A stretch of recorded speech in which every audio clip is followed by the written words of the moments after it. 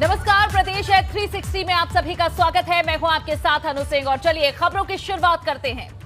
उत्तर प्रदेश विधानसभा के 7वें चरण के चुनाव के लिए चल रहा प्रचार अभियान आज खत्म हो चुका है और अब 7 मार्च को चुनाव के अंतिम चरण के लिए मतदान होगा। आखिरी चरण में पूर्वांचल के 9 जिलों की 54 सीटों पर मतदान होगा। जिन 9 जिलों में 7 मार्च को मतदान होना है उसमें शामिल है आजमगढ़, मऊ, गाजीपुर, जौनपुर, भदोही, चंदौली, सोनभद्र, मिर्जापुर और वाराणसी। इन 9 जिलों की 54 सीटों पर 613 प्रत्याशी मैदान में हैं, जिनके भविष्य का फैसला वोटर 7 मार्च को करने वाले हैं, जिनमें कई दिग्गजों के नाम भी शामिल हैं।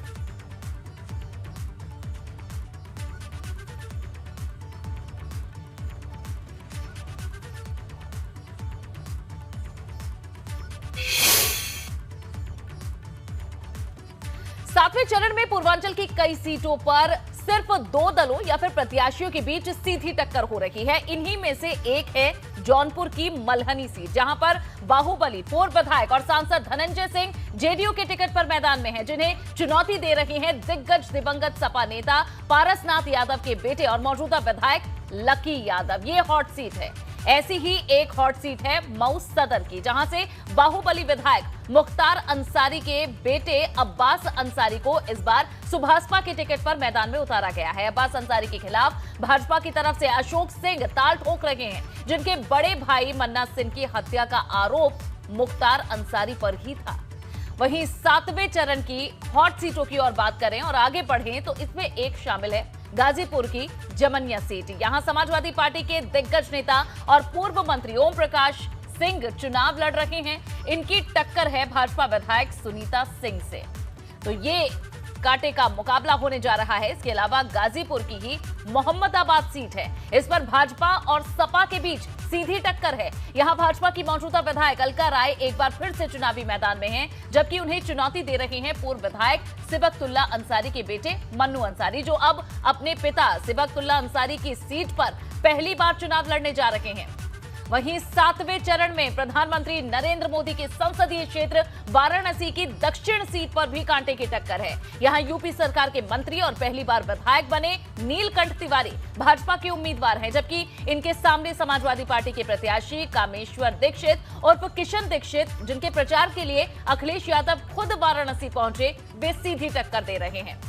वाराणसी की शिवपुर सीट की बात करें तो यहां भी मुकाबला बेहद दिलचस्प है। शिवपुर विधानसभा सीट से भाजपा की तरफ से योगी सरकार में मंत्री अनिल राजभर मैदान में हैं, तो दूसरी तरफ सपा के सहयोगी सुभाषपा के प्रत्याशी अरविंद राजभर उन्हें चुनौती दे रहे हैं।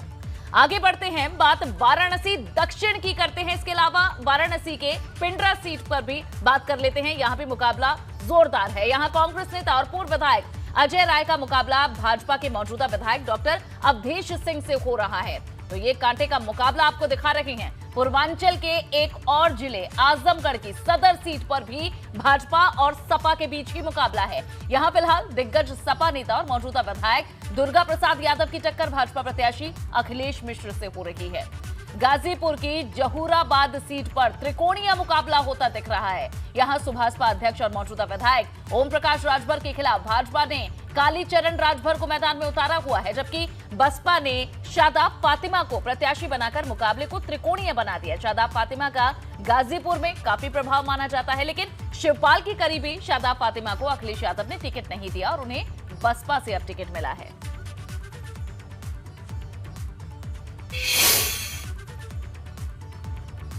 गाजीपुर की चर्चित जहूराबाद सीट से चुनाव लड़ रहे सुभाषपा अध्यक्ष ओम प्रकाश राजभर के खिलाफ चुनाव लड़ रही बसपा की शादाब फातिमा ने आज चुनाव प्रचार के दौरान ओम प्रकाश राजभर के खिलाफ एक आपत्तिजनक शब्द का इस्तेमाल किया। सुभाषपा की समाजवादी पार्टी के गठबंधन पर तंज कसते हुए उन्होंने बयान दिया। इतना ही नहीं, शादाब फातिमा ने अखिलेश यादव को भी बच्चा कह दिया।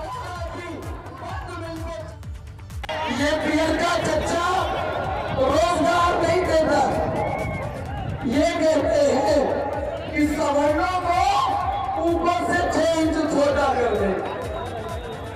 ये पियर का चच्चा जिस बच्चे के साथ में वहां कहता है यादव जाति की महिलाएं चोर। यूपी चुनाव के 7वें और आखिरी चरण का प्रचार तो खत्म हो गया, लेकिन आखिरी दौर के आखिरी दिन भी अखिलेश यादव ने प्रचार खत्म करते करते भाजपा को एक और झटका दे दिया। दरअसल भाजपा सांसद रीता बहुगुणा जोशी के बेटे मयंक जोशी को समाजवादी पार्टी में उन्होंने शामिल करवा लिया। हालांकि मयंक जोशी का सपा में शामिल होना उसी वक्त तय माना जा रहा था जब कुछ दिनों पहले ही मयंक जोशी ने अखिलेश यादव से मुलाकात की थी और अखिलेश यादव ने खुद उस मुलाकात की तस्वीर ट्वीट करते हुए इसे शिष्टाचार मुलाकात बताया था। लेकिन आज आजमगढ़ की जनसभा में अखिलेश यादव ने मंच पर ही मयंक जोशी को सपा में शामिल करवा दिया।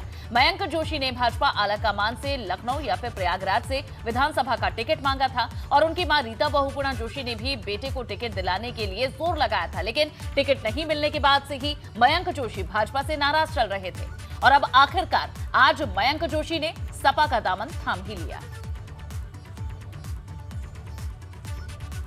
अगर आप सबके भाषण उठा के देख लीजिए, चाहे पक्ष हो चाहे विपक्ष, आज विपक्ष में आदरणीय अखिलेश यादव जी हैं। आप वो जब बात करते हैं मंच पे, देखिए किस बारे में बात करते हैं। वो बात करते हैं विकास की, वो बात करते हैं महिलाओं की सुरक्षा की, वो बात करते हैं एमएसपी की, वो बात करते हैं किसानों की, युवाओं की, लैपटॉप की, टैबलेट की, और दूसरे पक्ष से देखिए क्या बातें हो रही हैं। तो अब ये सोचने वाली बात है कि आज एक युवा होने के साथ साथ हमको ये लगता है कि भाई जो आदमी प्रोग्रेसिव बातें करे, इस प्रदेश को आगे ले जाने का प्रयास करे, कम से कम मुझे उसके साथ खड़ा होना चाहिए। तो जैसे मैंने कहा, मुझे समय मिला, मैंने सबके साथ जो मेरी टीम के लोग थे चिंतन किया काफ़ी समय और उसके बाद निर्णय लिया। मैं आदरणीय अखिलेश जी का धन्यवाद भी करता हूं कि आज अपनी लोकसभा में उन्होंने मुझे ये अवसर दिया कि मैं वहां पर जाकर के उनको आज ज्वाइन करूं और अधिकृत रूप से आज मैं समाजवादी पार्टी में सम्मिलित हुआ हूं और उनका बहुत आभार व्यक्त करता हूं। 7वें चरण का चुनाव प्रचार खत्म होने के बाद मुख्यमंत्री योगी आदित्यनाथ आज लखनऊ में प्रेस कॉन्फ्रेंस करने पहुंचे। सीएम योगी ने दावा किया कि यूपी चुनाव में भाजपा 80% सीटें जीतने जा रही है, वहीं विपक्ष महज 20% सीटों पर ही सिमट कर रह जाएगा।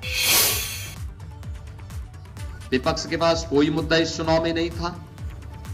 वे लोग महापुरुषों का अपमान करते थे। राष्ट्र नायक लौह पुरुष सरदार वल्लभ भाई पटेल का सम्मान दिवस मना रहे थे राष्ट्रीय एकता दिवस के रूप में, तो विपक्ष जिन्ना का गुणगान कर रहा था। जब हम लोग अपने युवाओं को टैबलेट स्मार्टफोन दे रहे थे, 1 करोड़ युवाओं को टैबलेट स्मार्टफोन दे रहे थे, तब विपक्ष पाकिस्तान का गुणगान गा रहा था। और इसलिए मित्रों, जनता जान चुकी है कि विपक्ष की संवेदना विकास के लिए नहीं, अन्नदाता किसान के प्रति नहीं, उनकी संवेदना पेशेवर माफिया और अपराधियों के लिए है। उनकी संवेदना आतंकवादियों के प्रति है। करिए 2017 तक ये वही उत्तर प्रदेश था जिसके बारे में लोग 2-3 पहचान के रूप में कहते थे। एक, जहां दंगा हो, अराजकता हो, अव्यवस्था हो, गुंडागिर्दी हो। दूसरा, किसी भी जगह से आप आए, किसी देश से, किसी राज्य से उत्तर प्रदेश में प्रवेश करें, तो जहां से सड़कें टूटी हुई हो, जहां से सायंकाल होते अंधेरा हो जाए, वो उत्तर प्रदेश की सीमा मान ली जाती थी। आज उत्तर प्रदेश दंगा मुक्त है, अराजकता मुक्त है, गुंडागिर्दी से मुक्त है। इंटर स्टेट कनेक्टिविटी को 4 लेन की कनेक्टिविटी से जोड़ा जा चुका है। इसके साथ ही मुख्यमंत्री योगी आदित्यनाथ ने अपनी सरकार की उपलब्धियां गिनाते हुए कहा कि आज पूरे यूपी में कोरोना मॉडल को देश भर में तारीफ मिल रही है। हमारी सरकार ने यूपी को 5 साल में 2 नए एम्स दिए हैं और कई मेडिकल कॉलेजेस का तोहफा भी दिया। आदरणीय प्रधानमंत्री जी के मार्गदर्शन और नेतृत्व में पूरे देश के अंदर इस कोरोना प्रबंधन को सबने देखा है। रिकवरी सबसे बेहतर, पॉजिटिविटी रेट को एकदम नियंत्रित किया गया। आज उत्तर प्रदेश कोरोना प्रबंधन का एक मॉडल बना। 3rd वेव कब आई कब गई कोई पता नहीं। कोविड कालखंड के दौरान फ्री में टेस्ट, फ्री में उपचार, फ्री में वैक्सीन और सबको वैक्सीन के साथ ही हर गरीब को कोरोना कालखंड के अंदर हर महीने 2 बार डबल डोज राशन की सुविधा उपलब्ध कराने का काम भी भारतीय जनता पार्टी की डबल इंजन सरकार ने किया। मेडिकल क्षेत्र में, स्वास्थ्य क्षेत्र में कितना बड़ा इंफ्रास्ट्रक्चर हुआ।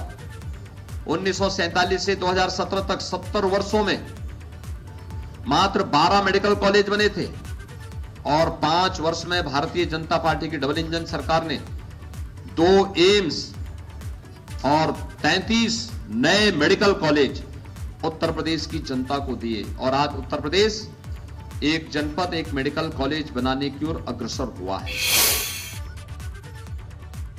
इधर लखनऊ में सीएम योगी ने प्रेस कॉन्फ्रेंस की और उसके बाद दिल्ली में गृह मंत्री अमित शाह और भाजपा के राष्ट्रीय अध्यक्ष जेपी नड्डा ने भी एक प्रेस कॉन्फ्रेंस की। अमित शाह ने कहा कि बीजेपी की रैली में उमड़ी भीड़ ये बताती है कि एक बार फिर से भाजपा की ही सरकार बनने जा रही है। शाह ने समाजवादी पार्टी पर हमला भी बोला। मोदी जी की रैलियों के अंदर जिस प्रकार का जन सैलाब उमड़ा, जन सैलाब ने जिस प्रकार से मोदी जी का स्वागत किया, उनकी बातों का जिस प्रकार से रिस्पांस दिया है, इसी से मालूम पड़ता है कि उत्तर प्रदेश में बहुत मजबूत स्थिति के साथ भारतीय जनता पार्टी फिर से सरकार बनाने जा रही है। तो उत्तर प्रदेश में कानून और व्यवस्था में बहुत बड़ा परिवर्तन योगी आदित्यनाथ के नेतृत्व में आया है। सभी हेड, चाहे खून का हो, बलात्कार का हो, अपहरण का हो, धाड़ का हो, लूट का हो, सभी हेड में 30% से लेकर 70% की कटौती दिखाई। उत्तराखंड में 10 मार्च को विधानसभा चुनाव की काउंटिंग होगी, मगर उससे पहले ही सियासी गलियारों में चर्चा है कि कांग्रेस अपने चुनाव जीतने वाले विधायकों को किसी महफूज स्थान पर शिफ्ट करने की तैयारी में है। चर्चा यह है कि कांग्रेस को आशंका है कि उसके विधायकों पर किसी की नजर है। अगर किसी इलाके में चोरी होती है तो प्रथम दृष्टया उस इलाके के जो रजिस्टर्ड चोर होते हैं उन्हीं पर सक जाता है, कुछ नहीं किया।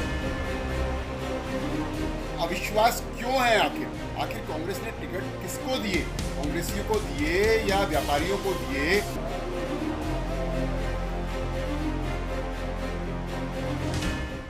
उत्तराखंड में विधानसभा चुनाव के नतीजे 10 मार्च को आएंगे, मगर उससे पहले ही सियासी गलियारों में चर्चा है कि कांग्रेस अपने विधायकों को किसी सुरक्षित स्थान पर शिफ्ट कर सकती है। चर्चा है कि कांग्रेस चुनाव जीतने वाले अपने विधायकों को किसी महफूज ठिकाने पर भेजने की तैयारी कर रही है। इसमें वो राज्य शामिल हो सकते हैं जहां पर इस समय कांग्रेस की सरकार है। उत्तराखंड में चुनावी नतीजों के लिए जैसे ही समय कम हो रहा है, भाजपा और कांग्रेस की धड़कनें उतनी ही तेज बढ़ती जा रही हैं। इसी बीच सियासी हलकों में चर्चाएं हैं कि कांग्रेस अपने जिताऊ प्रत्याशियों को कांग्रेस शासित राज्यों में भेज सकती है। ऐसे में ये कितनी हकीकत ये चर्चाएं हैं, तो आने वाला वक्त तय करेगा। लेकिन फिलहाल सियासत का बाजार इन्हीं चर्चाओं के बीच उत्तराखंड में गर्म हो चला है। एबीपी गंगा ने इस बारे में कांग्रेस प्रदेश अध्यक्ष गणेश गोदियाल से भी सवाल किया। गोदियाल ने एबीपी गंगा के सवाल का घुमा फिरा कर जवाब दिया, मगर उनकी बात से साफ जाहिर है कि कांग्रेस के अंदर कुछ तो चल रहा है। ये आशंकाएं हैं और आशंकाएं इसलिए विश्वास में बदलती हैं कि उस पार्टी का रिकॉर्ड ही वैसा रहा है। अगर किसी इलाके में चोरी होती है तो प्रथम दृष्टया उस इलाके के जो रजिस्टर्ड चोर होते हैं उन्हीं पर शक जाता है कि उसी ने किया होगा। तो यही हाल यहाँ भी है। अगर चोरी होने की संभावना है तो शक पहले से ही बीजेपी पर चला जा रहा है कि ये ऐसे कर सकते हैं। अभी विधानसभा चुनाव का रिजल्ट नहीं आया, मगर अभी से कांग्रेस नेताओं के मन में आशंका के बादल मंडरा रहे हैं। भाजपा इसे लेकर कांग्रेस पर तंज कस रही। हाँ, उनके विधायक ठीक ठाक संख्या में आ रहे होंगे, लेकिन वो सत्ता के इर्द गिर्द नहीं पहुंच रहे। दूसरा, कांग्रेस को ही अपने विधायकों पर विश्वास है, विश्वास नहीं है। इतना अविश्वास क्यों है? आखिर कांग्रेस ने टिकट किसको दिए? कांग्रेसियों को दिए या व्यापारियों को दिए या अवसरवादियों को दिए? तो ये बड़ा दुखद पहलू है कि माननीय विधायकगण माननीय होते हैं, वो कोई भेड़ नहीं है। उत्तराखंड में जोड़ तोड़ की राजनीति कोई नई बात नहीं है। एक तरफ जनता हर 5 साल में सरकार बदल देती है, उसी तरह से नेताओं का भी कोई भरोसा नहीं है कि वो कब पाला बदल ले। ऐसी कई सीटें हैं जहां पर भाजपा और कांग्रेस के बीच मुकाबला कड़ा है। जाहिर है कि हर एक सीट पर जीत के खास मायने हैं। कांग्रेस के जिताऊ प्रत्याशियों को अज्ञातवास में भेजने की चर्चाओं में कितना दम है, ये तो आने वाला वक्त तय कर ही देगा। लेकिन बीजेपी सियासी अटकलों पर जरूर चुटकी लेती भी नजर आ रही है। भाजपा ने आरोप लगाया है कि कांग्रेस को अपने ही लोगों पर विश्वास नहीं है। वहीं कांग्रेस ने अभी इन सियासी अटकलों को बिल्कुल निराधार बताया है, लेकिन बातों ही बातों में कांग्रेस के प्रदेश अध्यक्ष गणेश गोदियाल ये भी कह गए कि भाजपा है, कुछ भी कर सकती है, इसके लिए उनके पास पूरा प्लान तैयार है, जिसको वो फिलहाल अभी सार्वजनिक नहीं करना चाहते। अपने सहयोगी क्रिस्टोफर लॉरेंस के साथ रवि कैंथुरा, एबीपी गंगा, देहरादून। खबरों में आगे बढ़ेंगे। यूक्रेन और रूस के बीच जारी युद्ध के बीच यूक्रेन के कई शहरों में फंसे भारतीय छात्रों का भारत लौटना जारी है। यूक्रेन में पढ़ाई कर रहे यूपी के कई छात्र छात्राएं भी फंसे हुए थे, जिन्हें लगातार भारत सरकार की ओर से सुरक्षित वापस लाया जा रहा है। यूपी में ऐसे कई छात्र अपने अपने शहरों और घरों तक पहुंच भी चुके हैं। हम आपको 8 जिले गोरखपुर, बांदा, कासगंज, कौशाम्बी, लखीमपुर, बुलंदशहर, फतेहपुर और गोंडा की तस्वीरें दिखा रहे हैं, जहां छात्र छात्राओं के अपने घर पहुंचने के बाद उनके घर वालों ने राहत की सांस ली है। इन तस्वीरों में आप देख सकते हैं जहां सुकून अब चेहरों पर परिवार वालों के और छात्रों की दिख रहा है और भारत सरकार लगातार इस प्रयास में है कि सभी छात्रों की घर वापसी कराई जाए।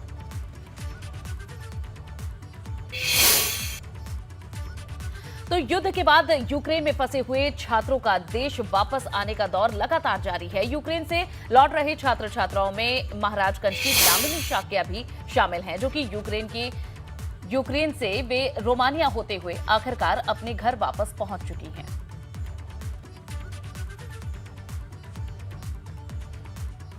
उस टाइम तो सब लोग डरे हुए थे, एकदम सायरन पे समझ नहीं आया कि सायरन था कि नहीं था।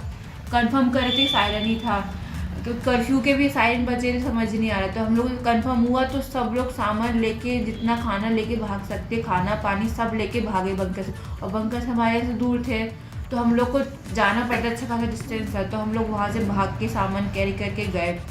अब फिर थोड़ी देर 1 घंटे बैठते, तो 1-1.5 घंटे बैठते रूम में और फिर बजना स्टार्ट हो जाते हैं। फिर वही डर, तो हम लोग फिर भागे, ऐसे 2-3 बार किया। रात में भी बजा, फिर रात में आकर थोड़ा शांत हो गया।